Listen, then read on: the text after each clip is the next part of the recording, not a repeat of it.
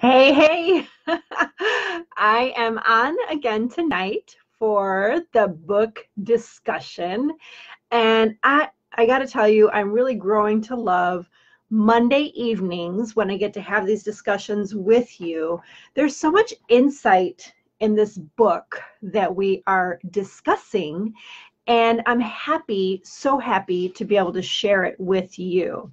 So, it's a couple minutes before the hour, so I just wanted to try something. Yeah, I cannot. Someone once told me that I can invite certain people.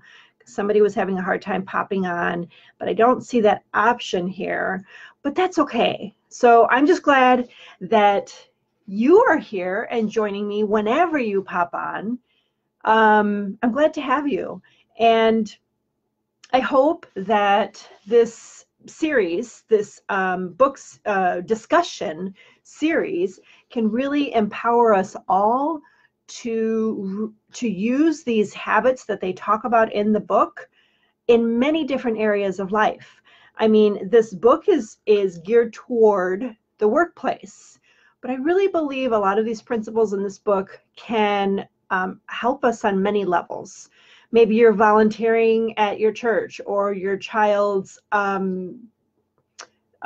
school, and you can use these to build relationships there as well. So let's see how these can transfer into other areas of life and see how you can utilize these principles in that way. I'm a big believer in the fact that many skill sets that we use that are good and strong can be used in either our personal life or professional life. They might just be a little bit different. They might have some slight differences to, just align with whatever the activity is. But all in all, core relational habits can be transferred into any environment that you're in. So again, I really want to welcome anybody that's popping on and either joining me live or joining me on the replay. I'm so thankful for your interest in this book series, this book discussion. Each video, more and more people are engaging and getting involved in the discussion. So it's really exciting for me to see your feedback, because that tells me that you want to know about this topic. It tells me that this means something to you, and that is the intention. So I am focused on empowering women. So I welcome you, empowered women, to have this discussion with me and see where we can go from here. See how we can each learn and grow from the principles that are shared in this book. Now, if you haven't joined me before, I should introduce myself.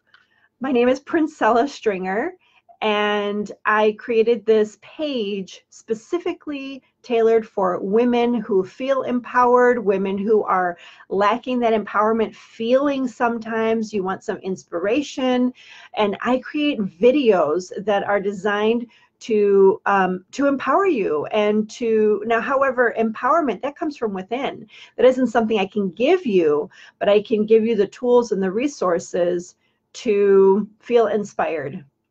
And no joke, many times I inspire myself with the research that I do to figure out what to bring for you, to bring up for you. So again, I welcome you. If you're catching the replay right now, make sure you put in hashtag replay. And if you're live, I'd love to know that too, hashtag live.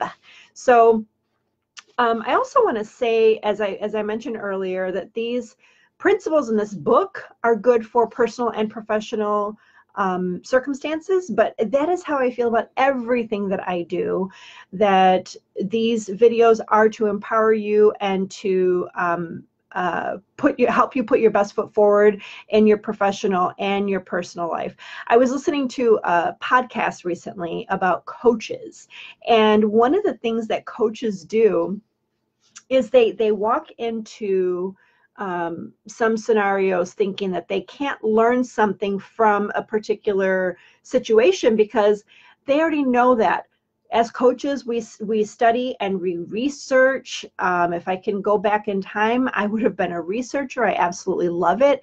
And researching these topics on what empowers us as women is a huge priority in my life right now. But she had noted that many coaches go into an environment thinking, I know this already.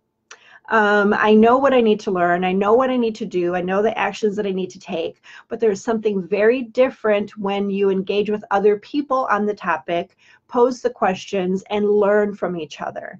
And that is the mindset that I choose to live my life in. And so I hope that that inspires you to just never feel like you have to be a know-all, bring everything, all your knowledge to the table, and that you must know everything and be what was the topic from before? It was believing that the expert status is where you need to be. You do not need to be at expert status anywhere in any phase of your life. And I want to empower you and encourage you with that believing too strongly or putting the expert status at the highest level is a mistake. Yes, we want to know what we're doing. Yes, we want to be knowledgeable, but none of us are higher than that we're at such an expert level that people are looking up at us instead of joining arms, linking arms, and walking with us. So that's what I want to encourage you with today, among the many things that I'm going to share with you from this book, How Women Rise. So today we're going to be talking about just that, How Women Rise, and the book. I'm going to be looking down periodically at my computer here for my notes here so that I don't miss a beat on what I want to share with you, hopefully anyway. So today we're going to be looking at the book, How Women Rise. Oh yeah, also I want to remind you that if you're joining me on Facebook, please like this page, please like the video if it supports you, if it's helpful to you. If it's helpful to you, it would help me a lot if you would just like the page, like the video, and leave a comment. So I hope that it does help you so that you feel inspired to do that, because it does help me as well, and I appreciate that very much. If you're catching this on YouTube, make sure you subscribe. Ding the bell if you want to see more videos on these or similar topics. And also on that note, let me know if there's something I have not covered that you would like to talk about. So whatever platform you prefer to use, please use those tools. So join me every Monday in the evening, 7 p.m. Eastern, or catch the replay and let me know if you have visited live or on the replay. So the other thing I want to mention before I get into the first point, which is habit, let me cheat here, habit number 5, failing to enlist allies from day one. That's the habit that we're going to be talking about today. But before I get into that main point, I also want to I also want to let you know that if this is the first time you have seen one of my videos in this series, stay with me. Stay here, listen to this one, and then just go back and watch the other videos if you wish. All of them will have a heading that will tell you exactly what we'll be talking about, so that it makes it easy for you to see what you missed. The first couple of videos were very introductory and kind of gave an umbrella view on certain topics, but you'll see in the video title where we're discussing the habits. So don't go anywhere. If this is your first time joining me, stay with me and let me know what you think.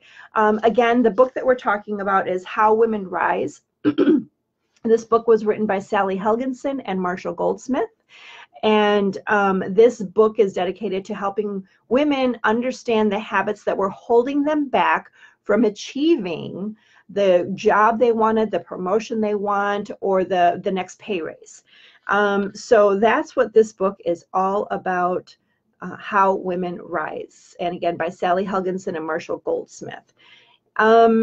Let's see. Also, I want to encourage you to either leave me an instant message or a comment here if you have something that you want to share. I offer the suggestion to leave an instant message because this is a public site. So if there's anything that you wouldn't want your boss or a peer to hear or see or read, send me an instant message on a topic that you want to address, and then I will cover that next time so that you can remain supported in this, because it is a public forum where anybody can see it. This is not a private group. So if it is a personal situation, I encourage you to send me an instant message. Okay, so tonight, covering habit number 5. And again, these habits are things that are holding you back. I've mentioned many times before that I prefer to take this habit and kind of flip the script on it. So we want to think about, how can I change this habit to something more positive?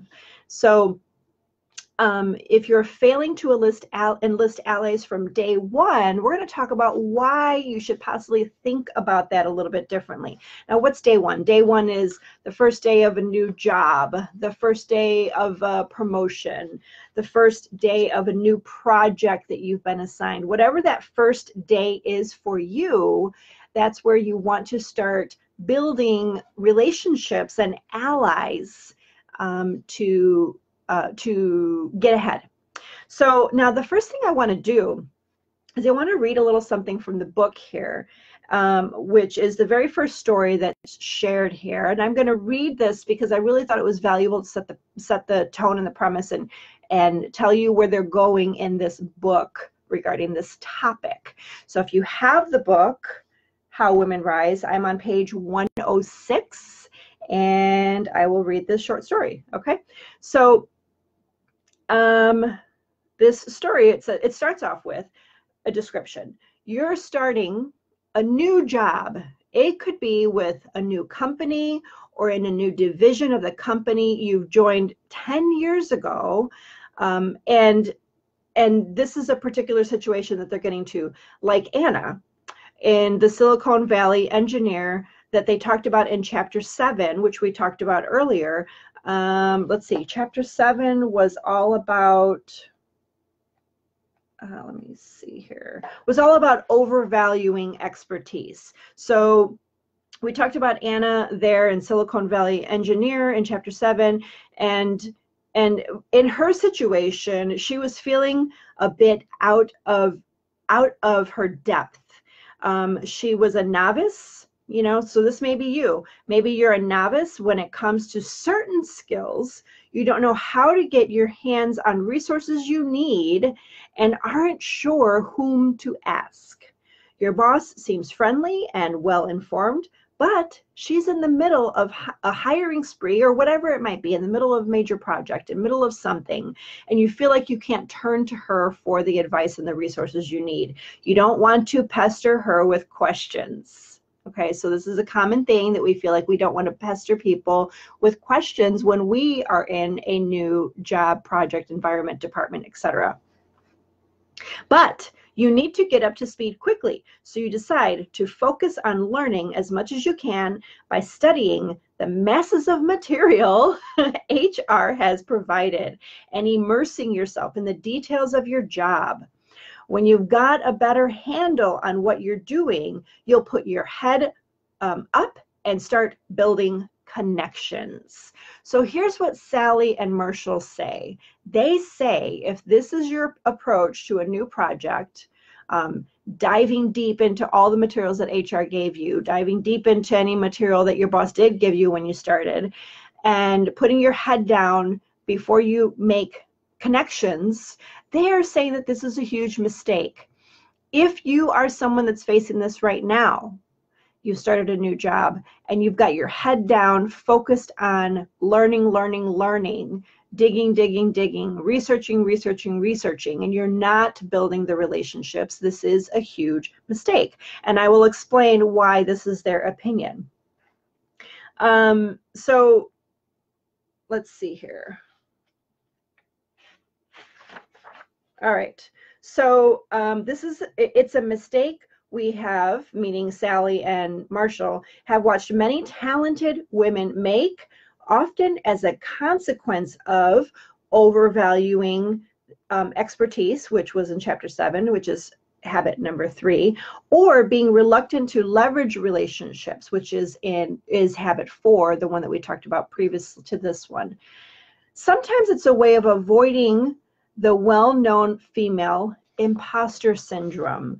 So this is where I pause and I want to share a little bit about imposter syndrome. Have you heard of imposter syndrome? I know you felt it before, certainly, otherwise you wouldn't have been attracted to watching this video series right now.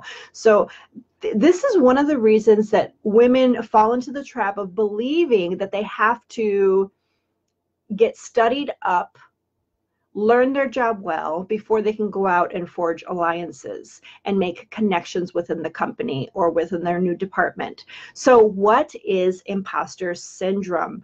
It is that you feel like you individually, as the woman that you are, your intelligence level, your experience level, what have you, whatever the restriction may be that you impose on yourself, you feel like none of that is good enough for you to be able to say that you are in this position and to say that you're worthy of being in this position.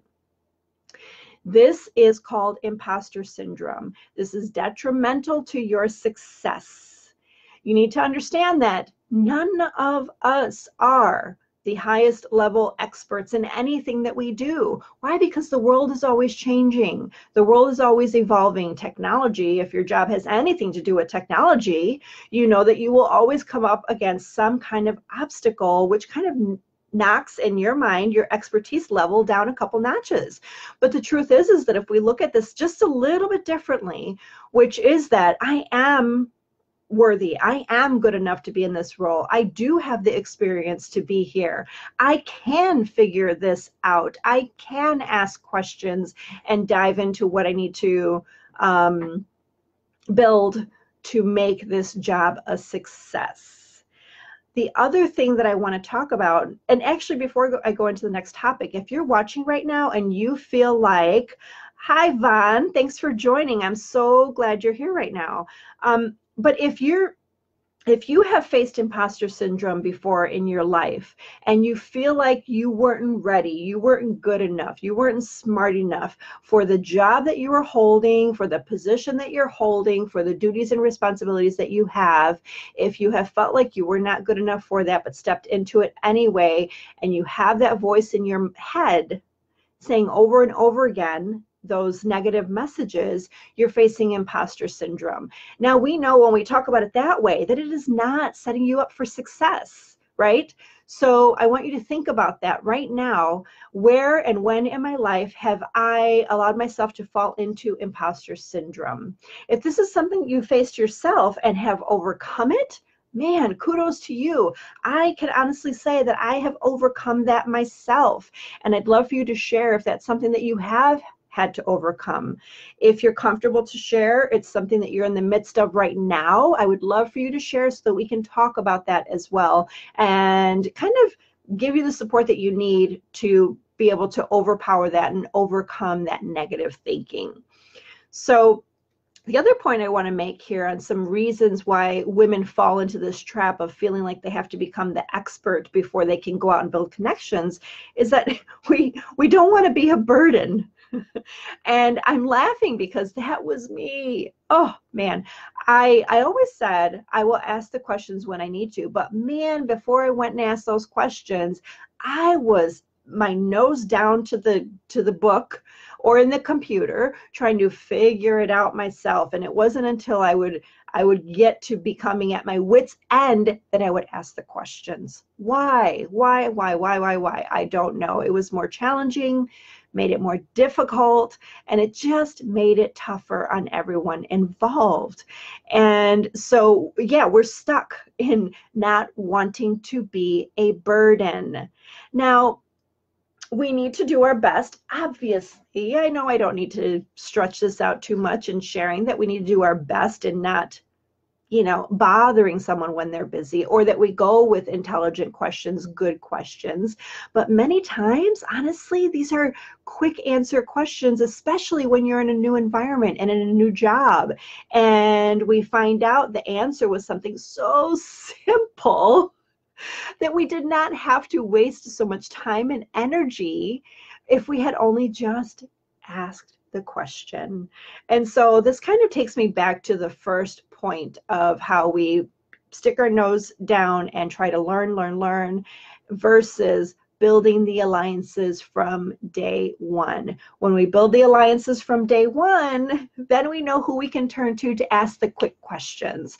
We know who to turn to when we've got to ask more complicated questions, right? So put a little note here if that's something that you have felt and that you've had to experience and walk through yourself. I'm going to just check and see if we have, so Vaughn says she is on live, and I am so thankful to you for being here on live, Vaughn. So let's continue the discussion that we have for today. So now instead, the question we can ask ourselves is, what or who can I connect with to make this job a success? Who can I connect with to make this job a success? This is the question that we should be asking. So when we're asking that question, that automatically puts that person that you think of in a position of being an ally. Because an ally is someone that cares about your success, because in some way they are vested in your success. And you two or three or four, whomever it is, forging a relationship supports and uplifts each other. So granted, it is awkward to reach out when you're not sure if you've thought of everything, when you're not sure if you've missed something easy that just went over your eyes or flew past you. It's awkward, but we've got to recognize the questions that we need to ask to make this job a success. If we keep that at the forefront of our mind, asking our own brain, who do I connect with? What do I do to make this job a success? But the main thing is, who do I connect with?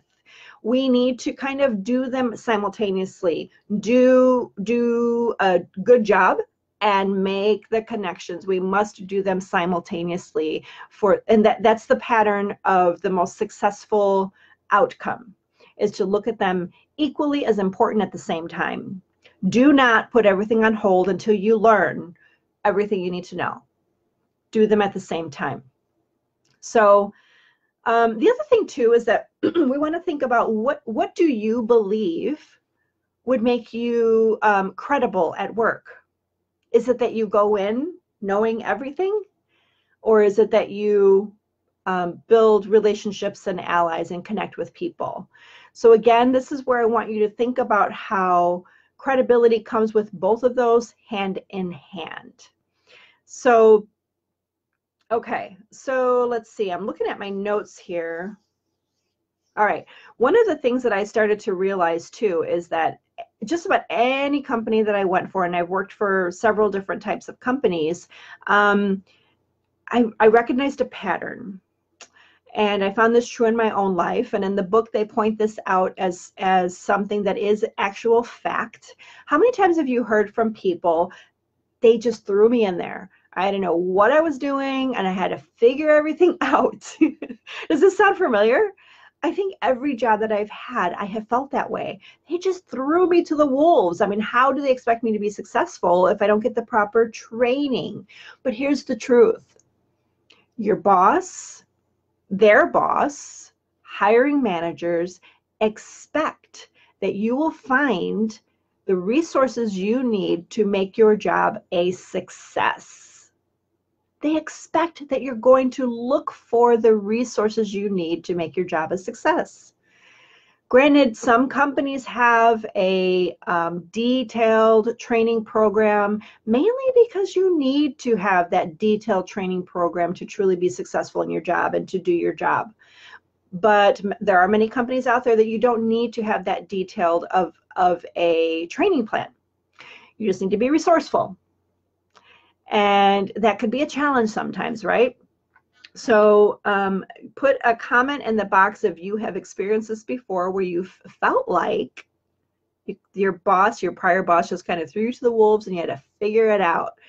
How did that show up for you? Were you able to find the resources you needed?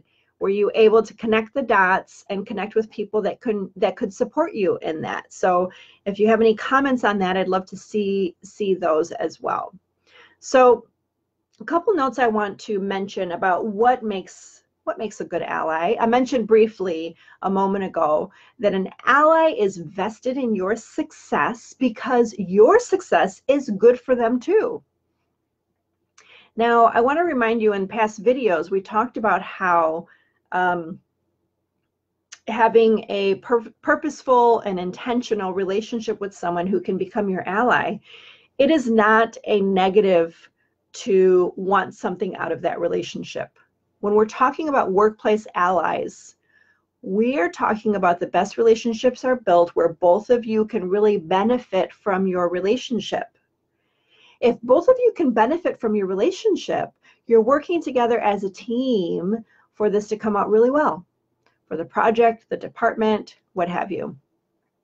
And there's nothing wrong with that. We know this. Now, if your intention is to get what you need and then that's it, and not consider what the other person needs, that is something that we want to stay away from. That will cause rifts and a negative workplace environment, and it will not serve anyone.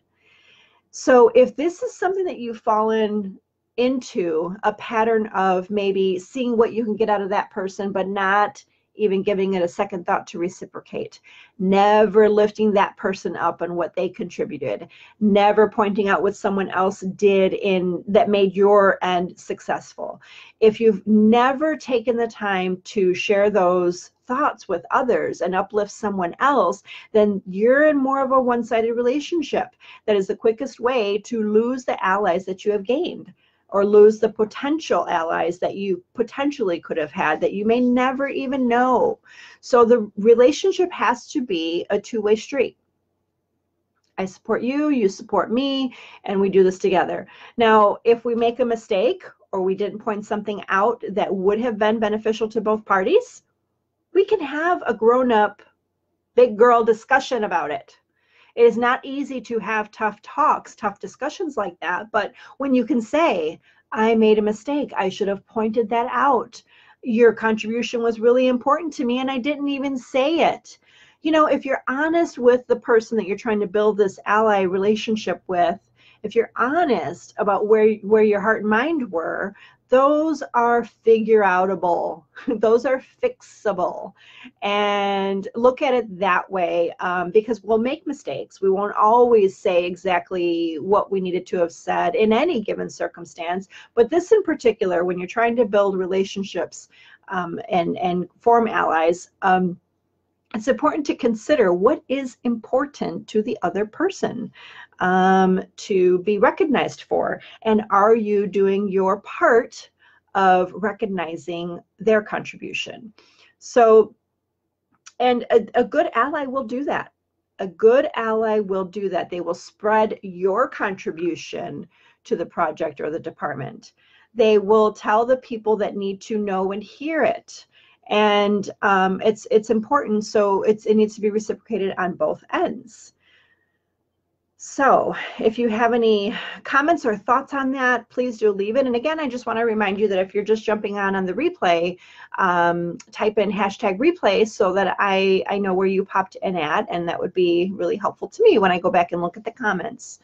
Okay, so one thing, let's see here. I wanted to point out the importance of a couple of different factors that we have in the workplace. So around the late 1990s, early 2000s, corporations started to build mentor-mentee relationships in the workplace, encouraging women to find mentors, to find sponsors, to help them get ahead at work. So this was really encouraged for women in particular, and this took off so well in the corporate environment that corporations started implementing their own programs to forge these relationships.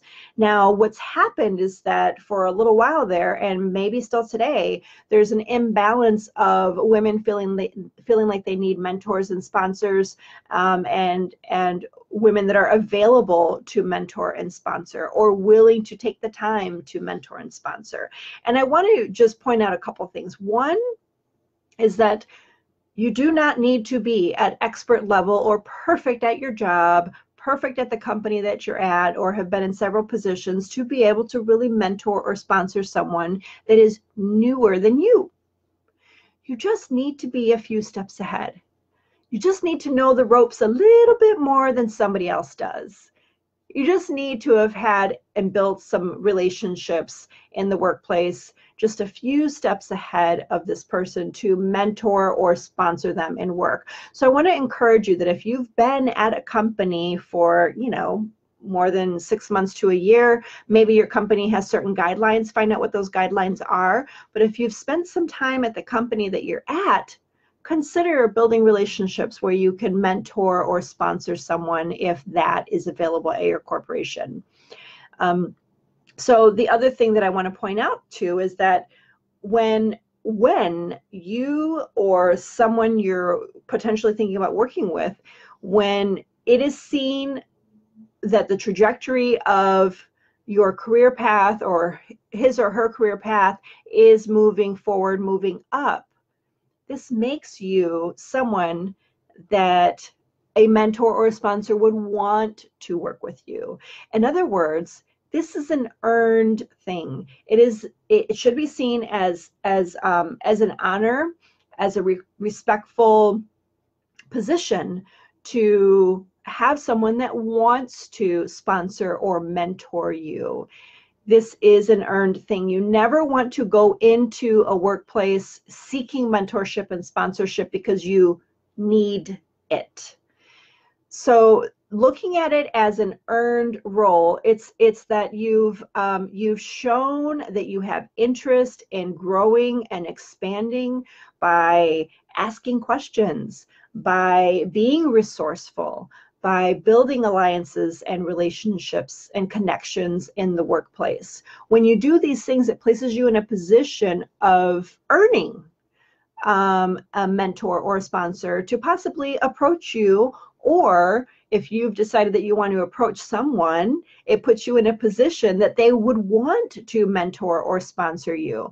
You never want them to feel like that you're coming off as needy and wanting too much. Now, I know slightly this kind of contradicts a little bit of what I said earlier, but here's the thing, is that if you walk into a job or a new company with a very resourceful demeanor and attitude, not necessarily that you have your head down and are constantly researching, but that you take a breather from time to time and you work at getting to know people that are around you. And yes, we can go in research mode just a little bit. We've got to know when to lift our heads up and start making the connections right there at work. So I just want to make that point that it's very important that you don't come across as needing a mentor's guidance, and that you are resourceful, and that you are an active participant in your success. So again, we're asking the question, what connections can I make to make this job a success? With that cap on, you'll do well. All right, so I've got a note here that I want to read something on page 111, and the title there is called Ambassador. So if you have the book, you can go on to 111 with me, but I'm going to read it out loud. And I really appreciated this story in here. I thought it had some very valuable points, and reading the full description is the best way to describe it. So, all right, so the ambassador. Diana, a trademark litigator for a mineral conglomerate headquartered in Melbourne, Australia, has always been diligent about building connections. As a result, she attracted an excellent sponsor who was instrumental to landing instrumental in landing Diana a stretch assignment in Singapore, where she was hired to lead the legal team in the company's large and profitable shipping division. Diana says, I arrived knowing nothing about maritime law, which is extremely complex and could not be more different from what I was doing. Needless to say, I felt a bit overwhelmed.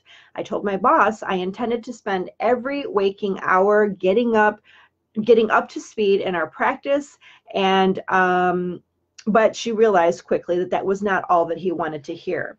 Her boss told Diana that he did not hire her because he needed another excellent maritime lawyer. He said, the guys he had were extremely knowledgeable, but they had a long history of squabbling among themselves, withholding information from one another, and generally alienating their clients. He says, I'd led a couple of successful teams in my former job, or she says rather, that he knew she led a couple of successful teams in her former job, and he wanted her to do the same there. His exact words were, you wouldn't be here if you weren't a good lawyer. So, I want to take a pause for a moment and think about that. You wouldn't be in the position you are if you weren't found fit to be in the role that you're in. Own that. You wouldn't have gotten that promotion if someone didn't believe that you were good at the job that you had and what you do. All right, so I'll continue on here. Diana knew she had to start forging relationships. Let's see. Oh, yeah, so he ends that comment by saying his exact words were, you wouldn't be here if you weren't a good lawyer, but you're not here to be a good lawyer. You're here to be a leader. That's your job. So this is like the reading between the lines thing. And I'll talk about that in just a moment after I'm done reading this section. Diana knew she had to start forging relationships, but quickly realized that the worst place to start doing so was with her team. She says, from the very first meeting, the guys made it clear they saw me as an unqualified outsider who had been parachuted by headquarters to take a job one of them deserved. Imagine walking into this scenario. Does not scream teamwork, does it? The fact that I was a woman certainly didn't help. It was an incredibly macho culture. They had exactly zero interest in seeing me succeed. And you could cut the resentment with a knife, she says. All I could do was be pleasant and not let them push me around. Trying to get buddy with them would have been a disaster. So instead, Diana began reaching out to people in operations who could help her access information and get the resources flowing. So many times we're going to try to make allies that are in our department, but as we could see from this example, that is not always the case. But she teamed with someone in operations to help her access information and get resources flowing, and to customers and suppliers that her team had long ignored. She says, at first I felt self-conscious because I was so behind the curve in terms of the maritime practice. But I decided honesty was the best policy. I prepared for every encounter by making lists of questions. Being a lawyer by training, this kind of encouraged that was natural to her to have a list of questions. I was used to providing answers. So this was a new behavior for me, she says. But it taught me to take risks and to be more open. And of course, I learned a lot. Once she had the lay of the land, Diana began joining regional trade groups, immersing herself in Singapore's rich maritime culture, and after a few events, she realized that a number of the connections from her previous job could be helpful to people that she was meeting, especially clients looking to expand their trading portfolios. She says, I was surprised to find that the network I'd built in Australia gave me the currency I could use in the shipping world. Also, internal people began seeing me as a way to build their own connections at headquarters. without intending it, I became a kind of ambassador for our company in Singapore. This gave me a lot of visibility and strength. So this is such an important story to share because she had to look outside of her immediate circle on where to build alliances. And then it helped her to forge a new reputation there instead of the one that she started off with. So right off the bat, she saw what she was facing and knew that she needed to build alliances elsewhere outside of that department that was connected to the department. Now, those other departments, they care just as much about the success of the shipping department as she did, and she knew exactly who to connect with. And that's really important to analyze for yourself if you're in a similar situation. Okay. So, all right, so any thoughts on that? Please do leave a comment about how you have built relationships and forged relationships. Maybe you were challenged by something going on in your immediate department. So what relationship challenges did you have in the department? How did the footing start off and how did it end? What did you do to flip that script and turn that relationship around? So the last thing I want to leave you with here is that allies, you need to look at allies as a sort of a brand for you. The allies that you make are helping to build how you will be seen in the company. And the example we just gave is a perfect example that demonstrates that. So looking at the allies and the relationships that you build as a part of your brand is really important, especially in today's day and age where on LinkedIn, you have the option there to invite people to give you a recommendation on who you are as a team player, a speaker, an employee, a boss. All of these things can be listed there under the recommendations. Now, if you go to Princella Stringer on LinkedIn and scroll all the way down, if you're not familiar with LinkedIn, scroll all the way down and look at all the recommendations that I have there. When I started off in my coaching world, I decided to reach out to individuals that I worked with in the past. Although the old company I was at, which is a local nonprofit here, is a different environment than what I'm doing today, I asked my past, the individuals that I worked with in the past, some questions and frame them in a way that could really support my coaching endeavor. And this was really, really helpful. I built some really nice relationships there, and it was to my benefit to ask those questions. And they felt very helpful in contributing. You know, I told them that I'd had a shift and a change in what I was doing, and I'm now going down this path. And they felt good about sharing their insights, and it was very helpful and beneficial for both of us in that respect. So I'd also want to encourage you to utilize that tool. Now, if you haven't, while you're at a company now and are building relationships now, if you haven't asked people you know to write a recommendation for you on LinkedIn, the way that I did it was I said, this is the reason I'm asking you. Please let me know if there's anything I can do for you. Can I write a recommendation for you? Can I pass your information on to someone else? What can I do that can benefit you as well? So not only did they feel good in supporting me because we did have a good working relationship and it was new and fresh, I did it right away. Then we were able to see the connection there and how it could be mutually beneficial. So I probably had, out of 25 asks, maybe 4 people ask me for a recommendation back. I think the most important thing here is knowing that you're willing to do that. You're willing to do something to reciprocate and to show the gratitude for the time that they would be taking to help you. And that's really helpful. So yeah, I want to encourage you to build up your LinkedIn profile by asking for those recommendations.